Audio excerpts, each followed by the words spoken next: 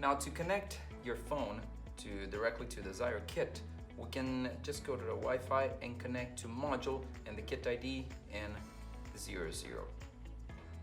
The password, just like the glove, is going to be Ziro kits altogether, lowercase. So when we hit join, we should be able to, within a few seconds, have a connection to your module. Now we are ready to control our robot directly from your mobile device. So we just have to open Ziro kit and you should be good to control your thingy directly from your mobile device.